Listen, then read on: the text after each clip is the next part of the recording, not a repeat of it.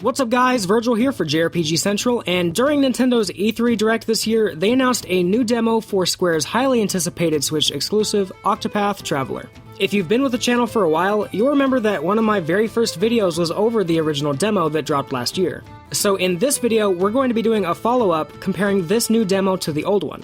We're going to see if any of my concerns from the first demo were addressed, and how the game is shaping up overall now that we have what I can only imagine is the final build of the game. So, without any further ado, let's get started.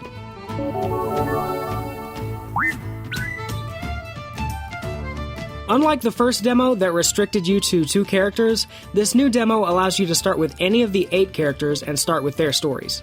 The new demo does have its own restrictions though. For instance, many areas of the game are blocked off and inaccessible in this demo version.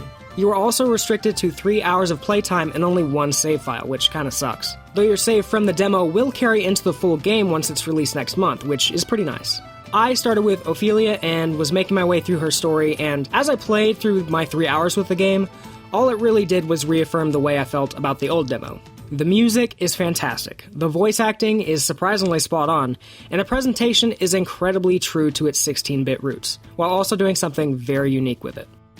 So my impressions of the demo and of the game as a game, I love it. I cannot wait for next month, and I cannot wait for this full game to be released. But what I really want to talk about is what has changed in this demo compared to the previous demo, as there are quite a few changes and some of them are exactly what I asked for. I had 2 major complaints with the game in its original build.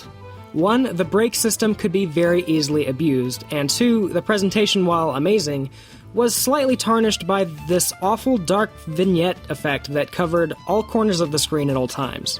I am happy to report that both of these issues have been addressed, though with a slight caveat. Starting with the break system, what made the break system so busted before, at least in my experience, was that an enemy could not attack the turn that they recovered from being broken. So, if you broke an enemy, made them skip their turn, and could then break them again as soon as they recovered, the enemy would literally have no chance of getting a single hit in on you. This was obviously a glaring issue with the system and would make for some super boring fights. The way they addressed this was simple: allow the enemy to attack the same turn that they recovered from being broken. Now they are guaranteed to at least get in some offense. And even if they are still somewhat easily broken once you know their weaknesses, those hits in between will start to add up and force you to heal at some point, making for a much deeper experience when it comes to battles. Outside of that, only time will tell whether the break system will hold up after 50 or 60 hours of playtime, but I certainly enjoy it as it is now. The presentation issues I had have been fixed, but it will take some tinkering to get it completely right. Right in the settings, the developers have added an option to enable or disable the corner shadows, which is great for people like me who really weren't a fan of them at all. But at least, as far as I can tell, disabling them in the options doesn't actually disable them, at least not entirely. Once I took some screenshots and compared them side by side, I could see what they were actually doing here. They did decrease the corner shadows a bit, but they also brightened the entire image to compensate, making for a clearer but somewhat washed out image. As soon as I realized this, I was pretty disappointed, but luckily there is a way to fix this. After disabling the corner shadows, go into the brightness settings and lower it to about the 2nd or 3rd lowest brightness setting. And voila, you will have an accurately colored, corner shadowless game for the most part. It's still not perfect, it's still not entirely perfect, but it's definitely the option I'm going to go with, and probably the best option you have if you don't like the corner shadows like me. There were some tiny gripes I had while playing the demo, nothing major at all, but just tiny things. Like for instance, why are all of these NPCs static zombies? I can't talk to any of them. Is this just a demo thing? Because NPCs are kind of the backbone of a JRPG's world building, and walking into a giant castle and not being able to talk to anyone kinda kills the liveliness and immersion of that area.